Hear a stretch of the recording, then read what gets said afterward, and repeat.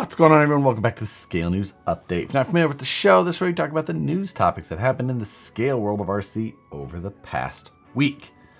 If you enjoy the Scale News Update regularly, hit the like button. Back home finally, and ready to jump into this week's topics.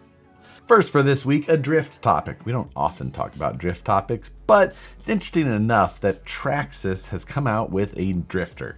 And not just a, regular Fortec that they put some slick tires on, but an actual new chassis. It's still called a Fortec, but it is a drift specific chassis, or a new chassis compared to the other Fortecs that they have. It is rear wheel drive only. It's got 60 plus degrees of steering. The motor is down low and to the side, kind of like typical Fortec orientation. So it doesn't sit like a lot of the drifters where it's, in line with rear axle shafts, or has, adjustable positioning as far as like way up high or, down low, however they do it with whatever they do. But it's interesting to see Traxxas dive into the drift market now. The drift market is kind of one of those constantly changing, chasing the latest and greatest and new trends. We just saw Associated released their DS10 or something like that. And now Traxxas comes in. Now the Traxxas one, like 329 RTR. It's a brushed setup. It's obviously pre-assembled. It comes with the Mustang body on it. I believe this is the S550 Mustang. Maybe I'm mistaken. Not sure there. Bunch of colors, of course. The orange, obviously the best choice that you could make. But pretty standard Traxxas, fare otherwise. This is obviously not going to be, if you're into drifting, this probably isn't for you. It's for the people that aren't, that are just going into a hobby shop. They want something to drift. They probably have Traxxas batteries already, and they're just like, oh, perfect, that will do.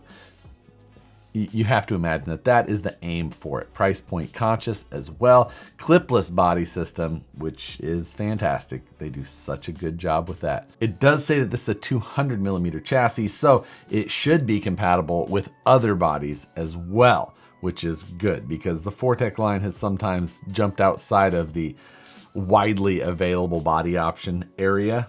So it's nice to see that they went drifter, but they still kept it compatible with the hundreds of body options that exist for that scene. So if you're into drifting, you can skip past. If you're not, or you've been thinking about it maybe, then this might be the perfect one for you. Next, Proline. They dropped a new body on us, the 1979 Toyota Land Cruiser FJ40. This is a topless design that comes with a molded cage, a bunch of interior details. It's got a shallow depth interior, but it looks really good from most angles. It can kind of look a little odd directly from the side with how the front fender proportions go down to fit the 12.3 wheelbase, but overall this thing looks pretty good. It's not cheap because it does come with a molded grille, the cage, like I said, some of those interior bits and bobs.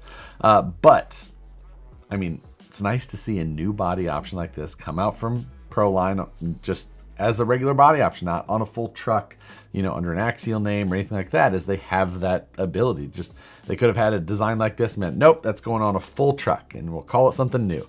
But you're getting to see it as a body only option. This is going to be for sale for $80, $79.99. It's available for pre-order now already. But is that price point something that you're comfortable with the amount that is coming with this, with those cage details, hard molded, the front grille as well, all of that? Does that justify that price to you? Or are you still trying to find those, $40 to $50 Lexan body options that don't come with the details, but you can maybe 3D print or, hand build yourself? Be interesting to hear what people think with the reception of a body like this.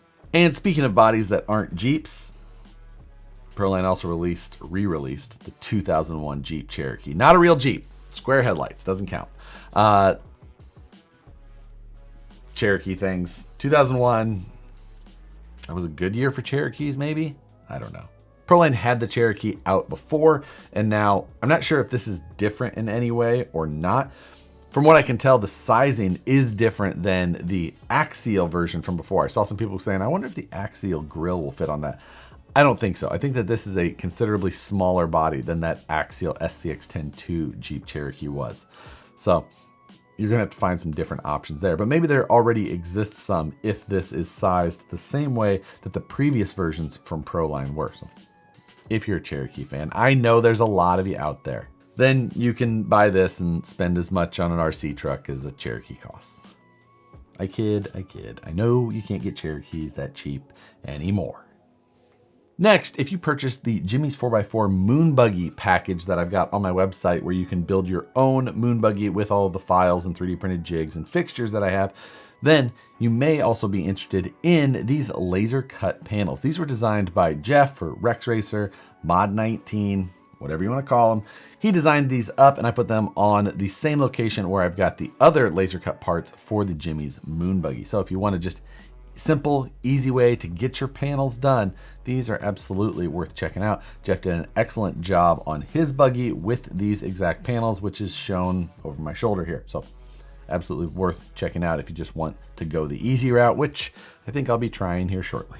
Speaking of easy routes, if you want the easy route to help support the channel a little further, check out the channel membership. There's a link in the description below, or you can hit the join button next to the Harley Designs name. With the channel membership, you'll see some behind the scenes video. You get an after show for the Scale News update, where we go a little bit more candid and in depth on each of the news stories for the week. That seems to be a member favorite at this point. So one that I will continue doing, and I actually have a good time doing that as well. But like I said, beyond just the extra videos and getting to see the videos like the Scale News update a little bit early, like the night before, you also just help support the channel a little further. If you're interested, there's links below. I appreciate it if you are. Otherwise, thanks for watching anyway. And don't forget to hit the like button. And this week, livestream takeover, I'll be back. I was gone last week. I was up at Axial Fest and I wasn't able to make it back anywhere near in time. So Matt did the live stream on his own, but I'll be back this week and ready with all of the mail call items that I've missed in the last week. Again, let's thank rcmap.io for supporting the Scale News update. rcmap.io is a website as well as an app that you can get on your phone where you can find places to go take your RC. Specifically great for finding amazing places to go run your RC crawlers and scale trucks, things like that. All over the world, there's locations pinned on this map so you can zoom in, pan around, maybe you'll find a place that you've never seen before. Also, they've added the new favorites lists where you can organize places, places that you've been or your favorite spots, places that you want to go, things like that. I've already started a local favorites list, which I'll share in the description below in case you're ever in my area and you want to know some of my favorite spots. I shared before links to 5 of my favorite spots. Now I can just put them all in this one little list and you can find that and it can grow and grow. Just an easy way to take out some of the guesswork of maybe where the best local spots are. Also, they're running a giveaway still. This month, they're running a giveaway for a Vanquish H10 optics. So all you have to do is sign up for a free account. And if you add locations that you like to go crawl in that haven't been added before, that will enter you for additional entries. Better your chances at winning that optic. So, as always, thanks to rcmap.io for sponsoring this month of the Scale News update. This week, while checking all of the new items that A-Main added to their site, I saw that the HPI Venture Scale Builders Kit is newly listed on there again. It was on there before, but now it's on there again. Now, it is different, I believe, than the previous Scale Builders Kit we saw, which is basically like the raw Builders Kit or just a Builders Kit, however you want to say it. It's just the, truck with no wheels, tires, body, bumper, things like that. So just stripped all the way down. But the Venture did get some upgrades this year sometime to try and make it a little bit more up to date, as best they could at least. So you do have metal links, you've got better axle shafts, and now you've got some brass axle weights that are added onto there. Not like knuckle weights, but I think they're actually on the axle themselves, interestingly enough. But just added in stock. It just continues the weirdness that is the HPI Venture. It was a truck that was supposed to come out in 2015 initially, and then HPI, everything started. Like, this is a 9-year-old truck that is getting, like, it never got widespread launched, really. It was always limited quantities, weird, odd quantities here and there. They released the Scale Builders Kit the first time, and they were just riddled with issues and tons of missing parts, and just It was an absolute cluster. A lot of people never got the parts that they needed to actually complete them, and it all went away. You know, it was in the midst of the next changing of hands of the HPI name, but now they're back again. So there is upgrade parts that do exist for this truck from some brands. So you can find, you know, upgraded parts here and there. Some parts are like carryover from, what was it, like the Mini Savage or something like that. But I don't know, it's just so weird. Anytime I see anything Venture related, I just have to chuckle a little bit. I don't know, it's so weird. Next, new from CChand and listed on RC 4-wheel drive site is a new utility bed for the Scottsdale. Now, that K10 Scottsdale, pretty regular looking truck, but now they've got this really cool looking bed that you can add. Utility beds, I don't know why I always think that they're rad. Like the Scottsdale truck, it's not going to be a capable off-roader. It's a huge awkward body with the tires, but like it's very scale. So adding this utility bed to the back just makes it look even cooler. So I think this is pretty rad. Again, it's from CChand. They're the original designers. Sometimes you can find those parts in various places. Sometimes you can find them at like the alley, whatever site, whatever it's Express or Baba. I don't really know, but you can often find them over there as well, depending on what part of the world you're in. That might be the best option for you, or at least the cheapest option.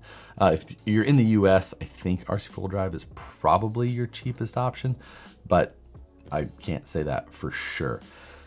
This isn't a cheap thing, is why I bring it up. It's like $250 for this bed, but it's pretty cool. There's a lot of detail to it, opening doors and areas, put everything in there. I like it. I've looked at the Scottsdale body and the RC Everyday like shop, the, you know, 2-wheel drive conversion or lowrider kit, whatever it is, however they call it. But even adding that utility bed on that, ooh, I think it could still look really good. Maybe it's something you're considering as well. If so, I'll put a link to RC 4-wheel drive where you can find the details on this. And then if that's the best place for you to get it or not, you can go from there. Axial Fest was last weekend. It was actually Wednesday, Thursday, Friday, Saturday. It was a long event. So I spent those 4 days up on the hill at Rob's Resort for Axial Fest 2024. Had a good time. Was basically in the VP booth the whole time though. So only got a very short amount of time where I went out and did a hair of rock racing. I did take some video from the event, but like I said, the only driving I did was during the rock race. So not sure if it's going to make an interesting full video or not.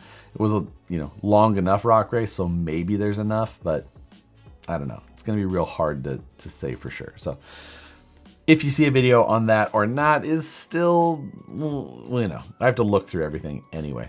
Turnout definitely isn't as high as it was in previous years, and that could be down to many factors. Not 100% sure which ones they are, you know, or what the main contributing factor is. But either way, it was still a good time. Had a blast. They did announce that 2025 Rob's Resort will be the host for Axial Fest again. So if you're interested in going, something to either put on your calendar or, you know, make whatever plans that go along with that. They haven't actually released the full dates yet, but they have just, you can usually count on it being around that same time. So if that's something that interests you, you either made it this year, want to go back, or didn't make it and want to make it next year, a little bit of additional info ahead of time that they said at the raffle and hasn't been posted yet. So hopefully 2025, they increase the information that's dispensed to people ahead of time a little bit more, as that was definitely one of the biggest mentions at the event. But that does it for this week's news topic. For this week's question, I was talking about going to Axial Fest, and I didn't hardly drive at all, but with big events, oftentimes I don't really find all that much time to drive. But that brings up the question of just how much time do you get to drive in general? So that's what I want to know from you. How often do you actually get out and drive your RCs? Are you more of a bench tinkerer and like, oh yeah, I'll get it out there and drive it here at some point? That's great too. But this is where I have the most fun, because that's where I fall into many times. Or are you the one that's just like, no, I'm gonna go drive my car all the time. I'll work on it when I absolutely have to. You know, driving them oftentimes much less expensive than it is to work on them, because working on them sometimes means parts and tools, and money just evaporates. Driving, unless you're driving like some of us, doesn't necessarily cost you that much. So be interested to hear what your guys' driving habits are. Drop them in the comments below. It's my favorite part of the Scale News Update. I read them all every week. But with that, as always, thanks for watching the Scale News Update. Hit the like button if you enjoyed it. Subscribe if you're not already. Consider joining the channel membership if you want to support the channel a little bit more. But with that, as always, thanks again for watching, and we'll see you on the next one.